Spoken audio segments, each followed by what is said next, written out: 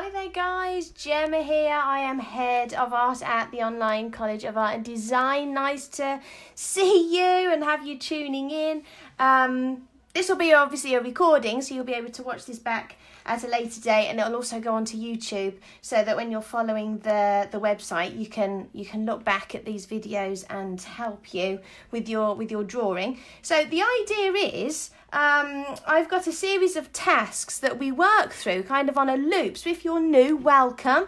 This is task 4, but it doesn't matter if you haven't done the previous task, because maybe you have a go at something and then in a few weeks' time, when we kind of come back round to it, having done some more development work, you'll be able to compare how your progress is going, which is always a great thing. So feel free to just join in and pick up some tips if you've already done this, or if you're a bit more experienced with art. This is kind of like for beginners who kind of don't have much confidence in drawing. They would like to learn how to draw, but they maybe feel they can't draw. I'm convinced you can learn how to draw. No one can't not draw. I'm going to give you loads of hints and tips as we go through these, so you can really build up your skills and get confident and really enjoy doing your art. And also for loads of students who are off at the moment who want to brush up on their skills and just keep going with their portfolios,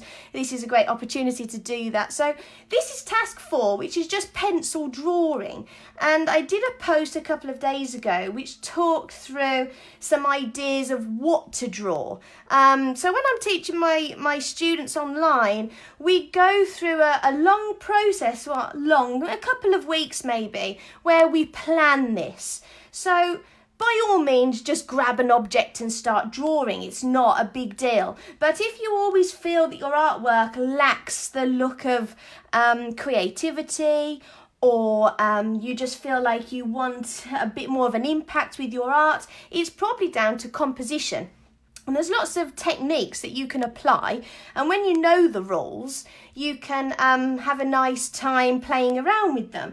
And obviously rules are there to be broken, and there's not like a right or wrong way to go about doing your drawing. You're the artist, it's your opinion, so you will do whatever you think feels right. But there are just some rules of composition that just might help you. So this might be that you draw an odd number of objects. This is mentioned in the blog. I have a list of bullet points of things that you might consider. Having an odd number of objects is so that when you look at an artwork, like the mind works in a very scientific way, and humans will try and pair things together and try and make order out of a picture. So if you want symmetry and things like that, then order and even numbers you might choose to do. But when you're trying to do something that, you want people to bounce around the page a bit, and you don't want a particular structure, it's always nice to do an odd number of objects. So for this, I would advise, if you're brand new, 1 object or 3. And don't try and push it. You don't have to try and do loads of different things. But obviously, you also want to build up your skills and practice drawing lots of different forms. By forms, I mean shapes. So you want the cubes and the spheres and the cylinders, and you want to build up that knowledge so that you can shade any object in the future. But you don't need to try and do it all at once. But an odd number of objects in a composition is always nice. I'll just run through a couple more. It could be the rule of odds, not the rule of odds, the rule of thirds. That's another one. The rule of thirds is when you're taking your photo, your object and your focus doesn't have to be right in the middle of the page. Okay, if it's right in the middle of the page, your focus is there, and obviously that rule's there to be broken as well, and so maybe that's the biggest impact and you want it to stand out and it's right in the middle for a particular reason. But if you've ever looked on your smartphones when you've taken a photo and you go to edit, why it always gives you that 3x3 grid, that's because it's broken it down into the rule of thirds. So if you've ever got an horizon, or you've got an object or a focus, a person or a tree or whatever it is in that photo, if you offset it so that it hangs on one of the lines on that grid or a cross section, that is the optimal point of focus to make an interesting image. So an horizon should either be in the top third or the bottom third of an image. And honestly, when you get used to seeing those proportions, you'll automatically start using them because they really do make a difference to your photos and hence your drawings. So if you've got a square or rectangular page, you might want to draw something off center, and honestly, the composition suddenly becomes more interesting because, again, the mind doesn't try and make it into any kind of order, and doing things in thirds generally makes a really nice impact. So there's a couple of things, okay? I have always taken photos as well to play around with that. So you might be zooming in or cropping. So I've got another one here with these cups on a stand and they're offset. You don't have to draw the entire object the whole time. You can really think about, cutting it off the page, letting things come onto the side. If it's a pineapple, maybe just the bottom or just the leaves on the top. You don't have to always try and do the whole thing. Okay, so having photos helps you to plan that composition and see what works, and also you get to play around with lighting because lighting is very important. So we're doing tonal drawing. So I've got my set of pencils, which I'll talk through in a minute. So it's black and white.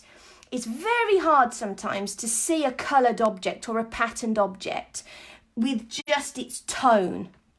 So in having a photo, this is not instead of observing the object. You can see I've got my cups here that I'm observing, but it helps you to switch off from the colour and just focus, okay, so where are the blackest areas, where are the whitest areas, and where's my mid-tones? So in having a photo that you've changed black and white and even edited to make those tones extreme can really help you when you are drawing in black and white, okay?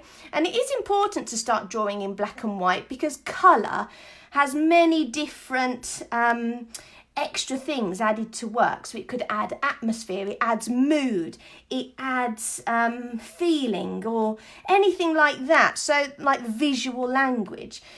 So colour is a whole new thing, and we will cover this later on in other tasks that I'll demonstrate. But when you first start, you always just want to reduce your objects and your observations to tone, because this helps you understand your object and the form and how the shadows work to create that realism in an artwork. It's very hard, I think, if you jump straight into colour because you haven't really established where those tones are, and it's all about the lightest to darkest. Your drawings will look best if you've got white all the way through to the blackest tone that you can. Hence why having lots of pencils and lots of different hardness of graphite or lead as it used to be is very important. So you'll see that as I demonstrate shading one of these forms here. So I have my little cups, and if I've got them in front of me, you can pick them up, you can look at them, you can understand them, you can kind of tilt your head and see what's happening with the forms. You can't do that with a picture. This is an aid. This is not instead of the real thing. So I would never advise that you take a photo and then only look at this, although you might find your eyes go into this quite a lot because it's where the tone is. But the real thing is in front of you, and I know the light's going to change from the window over time and things could move around a bit, but at the end of the day, things don't have to be exactly like the photo or exactly like what's in front of you. You're just going to try your best to put the tones as realistic as possible. And as long as the light stays from one side of your composition, then that's okay. I would always do it from the side. I'd always have light shining sideways, but again, it doesn't have to be that. So you could play around, you could move yourself around, you could have the light more in front or from a slightly off front angle to see if that creates nicer tones for you. I just quite like the brightness, and then you can shade to dark, can't you? You can have the shadow and you can bring it across the image. You never really have backlighting because that will create a silhouette and you'll lose all the tone. Again, for a particular art project, that might be your intention. So again, it's not like it's a rule that can't, that you can't do it. You're not allowed. But if you're trying to shade form and create lots of tone, backlighting isn't normally the best thing. So if you've got a window, you don't set up your objects right in front of it and then draw it, because all the shadow will be on your side. So you want to play around with lighting, you want to play around with positioning, have your objects in front of you, maybe turn it black and white. You can consider composition and trying to do something creative, thinking rule of odds, rule of thirds and things like that. Or you could literally just not worry about composition to begin with and just draw, okay? Just draw an object in the middle of the page and get used to drawing forms, okay? So it just depends where you're at with your art, really. Now, as you can see, the background is also really important. I've got like a tablecloth or a sheet, whatever you've got, to block out clutter in the background. Because the worst thing is if I've got my whole desk showing here, it's going to distract me from these objects. And these are my focuses. So if you just even have paper, something white, you can do black or another colour, it'll be made black and white anyway, just to clear any clutter that's around it, so visually you're not distracted by things that are around your image. Okay, so I've got a sheet, and you could, again, play around with composition and make leading lines in the folds that lead the eye to a focal point. A lot of artists did that and do that, like Paul Cézanne, for example. He would always have his tablecloths or knives or whatever pointing towards something of focus. So, there's lots of things you could consider, but literally you could just use it as a way to block it out. Because you do have to consider your background when you're shading. Because if you look here at the edge of this mug here, the edge of this mug is defined by what's in the background. Now, if this was a black piece of paper, you would see, obviously, the edge of the cup much clearer because the light would be on there and the background would be black, meaning you would have to shade the background, because that would define the edge of your cup. So I like using white, but you can use black, but obviously that's more shading for you because a black background will need more graphite added. So you do need to consider backgrounds, because what happens with a lot of students is when they draw, they end up with outlines. And if you haven't considered shading the background, you will have a drawn line, won't you, on the edge of that cup. Straight away, that's going to make your realistic drawing not look as real, because as you can see, there are no drawn lines. It's not an illustration. It's you're trying to replicate this as real as possible in this context of drawing anyway. Okay, so a few things to consider, but I've got my image in front of me. This is the one I went with, but again, I had it in colour, and you can see just the difference when you've got the black and white in front of you. It does make it a lot easier. One more thing that has made this drawing hard is that my forms have pattern. I've given a list of things that might be good to draw, so things like cans, like drinks cans, shoes, toys. There are many things that you could use. Things from the kitchen and still life fruit and veg and things like that are always a favourite, and it's mainly because you don't have many textures to have to worry about or pattern. Now, when I'm going to shade this to show you today, I'm going to ignore the circles, okay? I'm going to block them out and just focus on the form itself of the object, okay? You can obviously copy across your pattern, but that's a whole new an extra thing to have to think about, because these shapes, these circles, depending on your perspective, are going to be changing. It's going to be much harder to draw. So you're the artist and you can eliminate or add whatever you want. Okay, so I am going to eliminate the circles on this and just shade it as if they are plain white. Okay, so I'm just focusing on the forms. I advise that when students first start, because you can get really disheartened when you're trying to do patterns. Imagine a drinks can, you're trying to copy across logos, you're trying to copy across font type. Very, very difficult to do. And when we go back to task 1, it's about how the mind observes and how it works. And I look forward to going back over that with our new members, and we will do. But for now, you can just take it away. A crushed can is actually easier in a way, because you crush a cylindrical can and suddenly you've got more of a cube form because you've crushed it and it's gone into all these flat shapes. So you've turned the cylinder into like a cuboid type shape, and everything's distorted. So you're not then restricted to trying to get the logo perfect, because it's not perfect anymore. So crushed cans are normally quite popular. Okay, and a lot of art students and colleges and things, if you do a drawing, you will have a go at crushed cans. And I advise it, I really do. I think it's really great. But if you've got crockery, that has no pattern, go for that. The reason I stopped myself saying cutlery is that's like texture, a different texture, because it's metal. Now, if you've got shiny objects, now I know there is some shiny elements here because I've got this metal stand. Shadows work very differently.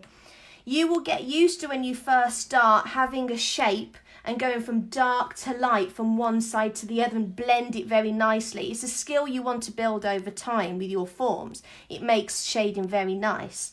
Metal doesn't work like that. If you look very closely at, say, this bit of metal here, it's more like stripes of different tone that make up the metal texture. So they are great to draw, and this is what task 5 is, what we will do another time as well in my series. Metal and other things, hair, fur, if you were doing the teddy or something like that, it's a very different type of shading. So again, if you're new, stick to cylinders, cubes, spheres and cones. Task 2, which you'll find on the website if you want to look back, goes through how to shade those shapes over and over. So practicing just shading them, not a particular cup or anything, just the actual form itself, will build up your knowledge. So these cups are cylindrical. So because we have that knowledge, some of you will have that knowledge of how to shade a cylinder, you can then apply it much better. Okay, so focusing on forms, focusing on simple shapes and just keeping it easy is really important. Okay, right, now we come down to observing this and drawing this into your sketchbooks. Some of you will just go for it, because you can see the positive and negative spaces. So this cup here is a positive space. Everything around it, like the gap in the handle here, the gaps between each mug and each handle on this particular image, these are negative spaces. So they are creating shapes within themselves, and you observe all of it to try and get the proportions right. If you struggle with that, because obviously if you're new to this and you're jumping straight in today, another option is to draw a perfectly even grid of squares. You might have done this in colouring books when you were younger, where you've got a grid and you have to copy square by square. I'm sure some of you know what I mean. So you might want to draw a grid over this, but you've got to make sure that they are obviously exactly the same proportion, whether it's a square or a rectangle, and then draw the same here in your book. So if you've got squares 3 by 5, let's say, you need squares that are 3 squares by 5 squares to scale it up and then you can copy square by square. This is called the grid method, and you'll find online loads of people showing you this method, and I do it a lot with my classes too, to try and get the proportions right, because it breaks it down and lets you look at just one bit of the picture at a time. So it stops you having to see the whole thing, which sometimes can really confuse the mind, and you start drawing things that aren't actually there. So if you find your drawings are, there's an issue in proportion and you can't quite get all the mugs looking right, or whatever it is you're drawing, then obviously the grid method is going to help you hugely with getting your proportions right. Okay? But generally, you just want to go for it, and if it looks pretty okay, then you start shading. Okay, so you always use a lighter pencil when you're sketching out your image. I've got a HB here. A lot of people just like to use, 2 or 3 different softness of pencil, because they control the darkness and lightness with the pressure that they apply. But the more pencils you have, the more blended and the more control you're going to have overall. So I'm going to prove that to you today when I'm shading one of these cups. Okay, that the darker the pencil, the softer the pencil, the better the final effect. Okay, so you go from very hard pencils like 2H, 4H. Okay, so they're all like, they're numbered, so they tell you the hardnesses of the graphite. The H pencils, being so hard, mean they're very compressed. So if you were sketching or drawing with them, I don't know if anyone's ever done this, I did for sure, you will draw something and then you'd rub something out, but it's dented the paper. Now that would be because your lead is really hard, or your graphite, is very hard. So it's marked the page. So you actually want to sketch with a soft-ish pencil. So a HB or a B is what I use. You can use the H pencils, but very, very lightly. Don't mark the page, because then if you need to do something very dark over the top, you normally see the lines that have been marked in the paper. So things like that, just be careful.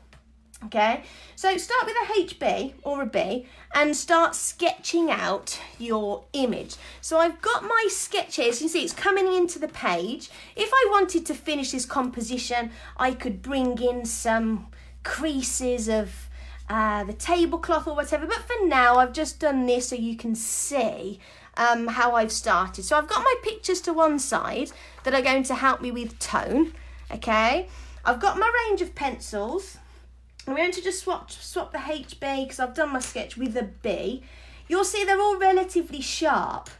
You can always tell a picture that has been drawn with blunt pencils.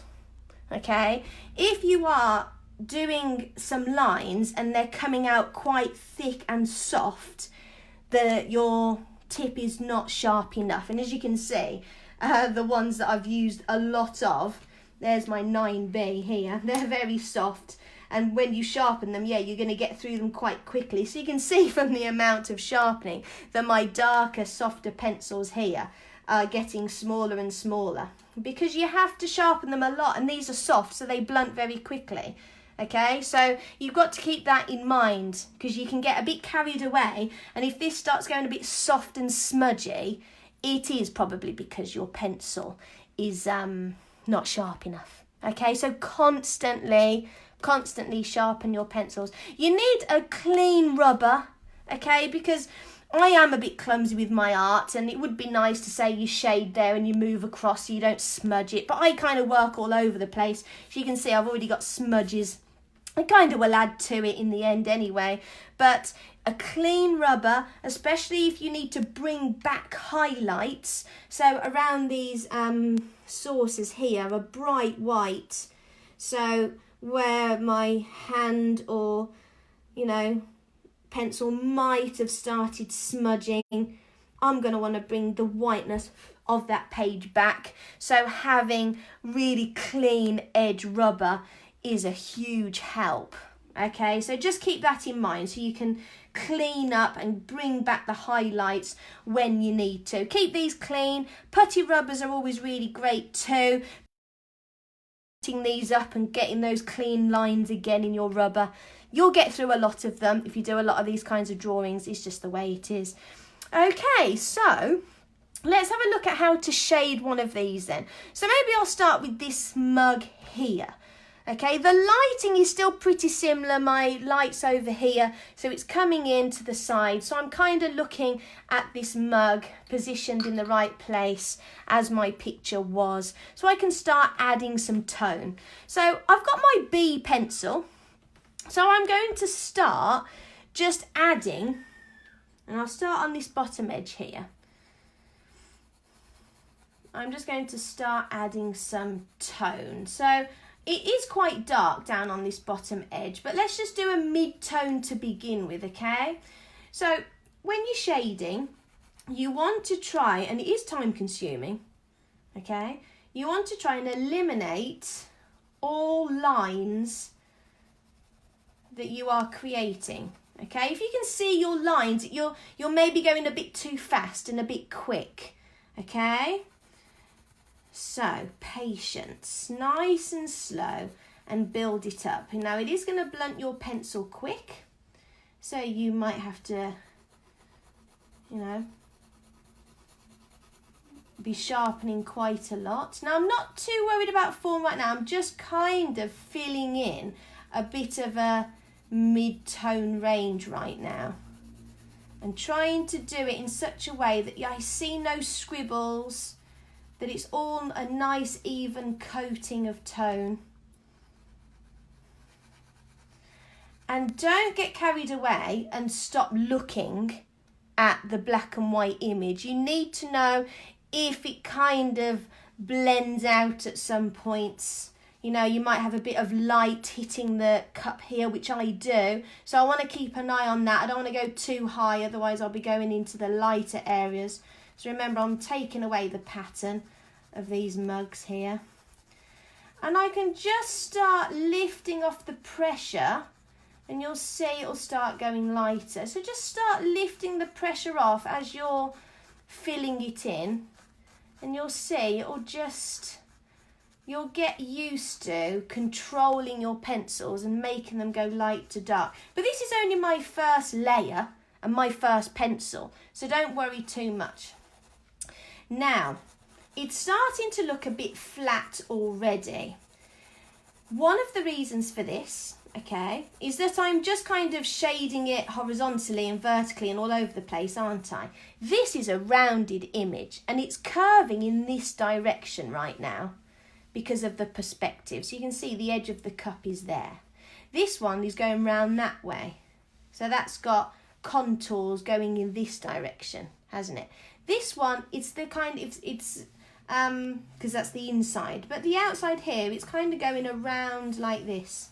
Now, if you start shading in the direction of the form, so because this is curved, if I start shading and actually curving my lines, I'm actually going to start adding to the illusion that this is round, okay? So you've got to keep that in mind as well and understand contouring, which is why actually shading a cylinder a few times, just a basic cylinder, not copying one, but just drawing one. You'll find loads online if you just want to copy someone else's pencil drawing of a cylinder. But you want to follow the contours of the shape. And if you're not sure where the contours are, then look at the edges. Look at these curves here and here. Okay, and also around this way to a certain extent, because you are going to have a bit, it's going to be harder going dark to light in this direction. So I'm going to stick going this way. Again, there's no rules. And you can break the rules just while you fill in areas, because if I'm just going this way, I'm going to end up with a hairy finish here, aren't I? So I just want to fill that in. Now, I'm not turning the page too much because obviously you're watching, but you can see my hand is going all the way around here. Turn the book. Like, you can turn this upside down if you want to, can't you? You don't have to keep the page stuck like this. You can move it around. So do, okay? Make it as comfortable as possible when you are doing your shading, okay? So I'm just going to break the rule of following the contours just while I get this tone in here. So I've got to keep my eye on this cup because you can get carried away. It's very dark here and here. So this whole section here is my shadow, and I want it to go lighter up here because the light's coming from this direction. So you can see the light right on the edge of the cup here. So I've almost got a line of just a bright light that finishes off the tip of this cup. So I'll draw that in. That's got to stay white.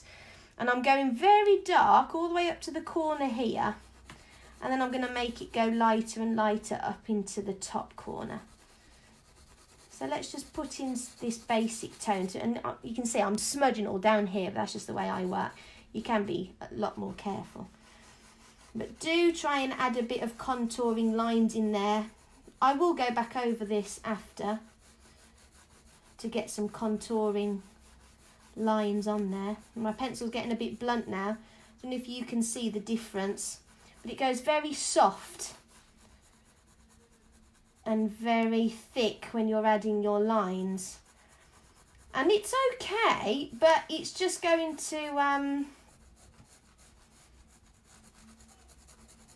it stops the smoothness. So let me just sharpen this. You see how often it didn't look too blunt to the eye, but yeah, there you go, that's much better. So now I can really, you can see the difference now. I can get a much smoother finish and much more control. Obviously the pencil's now thinner, takes longer, but this is how you get great results, okay? So I'm just going to keep adding some tone. So I'm pressing a bit harder on the pencil just to get this darker tone into these corners here. I'll do the same down here. And in a moment I'll bring in a new pencil. I do control my pencils with pressure quite a lot, but if you're finding you can't get the right tone with pressure, swap the pencil straight away, okay? Go softer or harder depending on what you're trying to create. So let me just curve these a little bit. Right then. So I've got these lines now. I want to really get rid of those in a moment, which I will be able to do.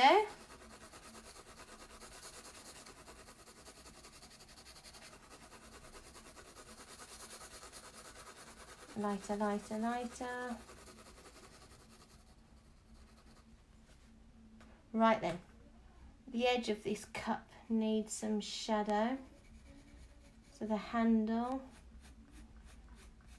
And again, these are ceramic, so there is a bit of a shine, which will mean there's some stark contrasting at some points, which there is on this handle here.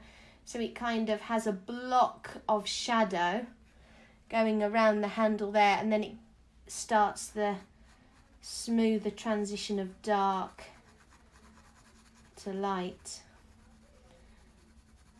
So as well as observing the shapes, you're observing exactly where and how the shadows work on your form.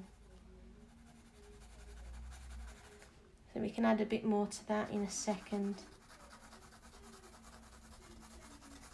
Right then. Now that is all done with a B pencil, isn't it? And it looks pretty toned, but let's grab a darker pencil. I'm going to jump up to a 4B, okay? They are pretty dark on this side. The light's here, so down here is going to be pretty dark. There isn't much of a definition between the rounded base here and the cup itself, so don't try and add a base. If it's just blending in, then in real life, then blend it in your image, okay? There's a tiny little line, like you can see that I've just left a slither of the other pencil in there. I also feel holding your pencils further down, I don't know if you've noticed, gives you more freedom too. If you try and hold your pencil, you know, like how you're writing and have full control like that, that's okay maybe for details, but try and loosen up. I remember when I used to be shading, my old teacher would come around and see if they could pull the pencil out of my hand whilst I was drawing. It's a nice little practice, just so you know you're not holding it too firm and being too worried about it, okay? So, you know, it just might free you up a little bit. But I don't have to really press too hard now because I've got a 4B pencil. So this is going to go quite dark quite quickly now. And because I've got that nice mid-tone layer underneath, it's going to actually build up nicely and blend from one tone to the other. So when you're shading, a lot of students say, I can't blend it. It's not blending from dark to light. I'm kind of stuck. But maybe that's because you're just using one pencil. You have to layer. It's about layering. And when you think a layer is done, you grab a darker pencil and then you start to really see if you actually are layering and getting it as dark to light as possible. Okay? Now, the mug in front of me, it's very hard for me to see what's kind of black. But if I look at my black and white photo, this is pretty dark here. I've got to be careful because there's a mug in the background here that's even darker. So I don't want to use too much pressure here because the edge of this mug is actually defined by a very blacked out section behind it. So let me show you. So for instance, if I get, what's this one, an 8B, I will define the edge of this mug here. Let me just fill in this bit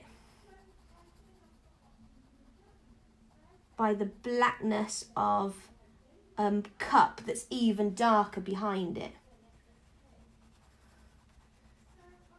So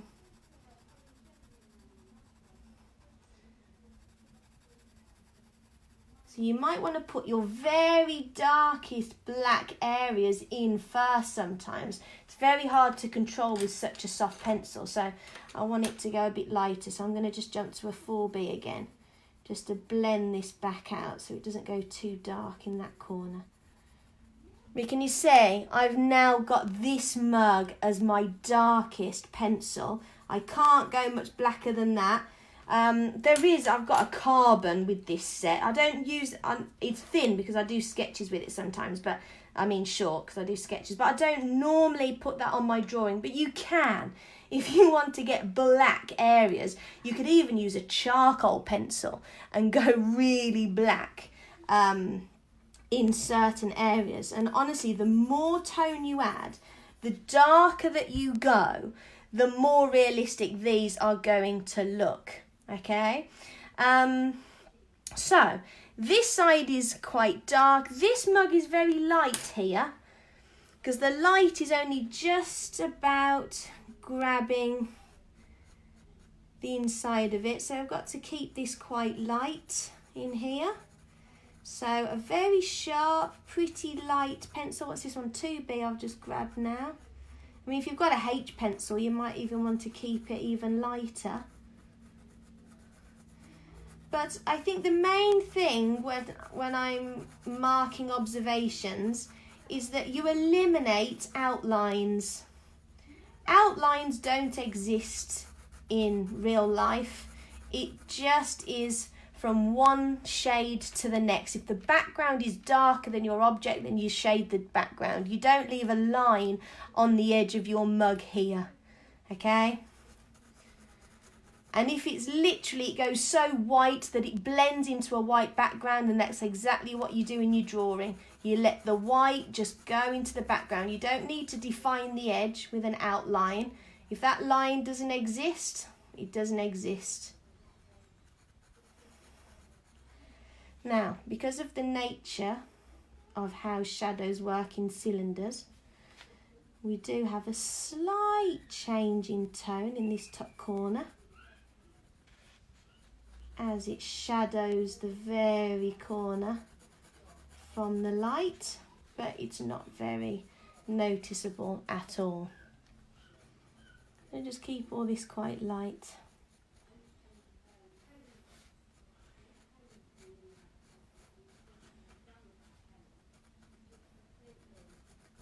There we go. And again, I'm defining that mug by the slight change of tone compared to the edge of this cut and the inside of this one. Okay, so you just have to keep adding your tone, keep going through your image, really looking. I've got metal in here, so it's not going to be gradual like this. It's going to be stark contrast. Let me see if I can just fit one in for you while I'm just looking at it here. So, for instance, this is metal, and it's got a very black line, okay? And then it's got a very pale block of colour there, and a bit of white on the edge. As it disappears, and behind these cups there is shadow on it. From my angle, maybe not in the photo so much, but it is there. If I'm going to add it, anything that's in the background tends to have a darkening, so I do put that in there. But you can see the difference in shading when you're doing metal. You have lines of different tones. You don't normally have much gradual tone in metal. So it takes a different kind of observation to get these metal bits right. These are more smooth and matte finished, okay? So it is going to be a bit different. If you find that there's a little shine or something that you've missed, then by all means grab your rubber and take it back out again afterwards. Okay, but yeah, that is going to be the start of observational drawing for you. Hopefully that's helpful. Getting your compositions right, getting things on the page set up all nicely, how to work with tone. I think I've given you a lot of tips just to get going. A range of pencils is important, sharp pencils is important. The first initial sketch is important, so grid method and making sure things are in proportion is important. Use a picture, okay, but also use the real thing, okay? There's nothing like being able to touch the object, see it, move around it a bit to see, oh, is the photo, is that actually right? Am I seeing it right, okay? Especially if you've gone and extremed the tones and you've made it more black and white just to give that bigger effect. You might just still need to see the real thing in front of you. And keep having a break and coming back to it. I'm looking at it on the screen so I can see things that I don't like, because I'm seeing it on the screen, I'm seeing it in front of me. But for you guys, grab some water, come back, hold it up in front of you, and keep looking at it from different perspectives when you've had a break. If you're on top of it for too long, you're going to get carried away, and then you'll think, oh, if I just stop then, you know, that wasn't quite the right shape, or, you know, I should have checked that before I started actually shading it. A lot of students do the shading and then realise, oh, that was completely out of proportion before I even started. So just keep all these little things in mind. And yeah, this is how you're going to build your skills in observation. Now, obviously, I've got this Facebook page. If anyone wants to share their work, you can see that some people do after tutorials and certain tasks. They like to just share how they've got on. Don't be shy. I'm happy to give feedback, and then I can always give another tutorial on maybe observational areas that I think people would really benefit from. So, yeah, do feel free to share work or anything else that you've done to get some tips.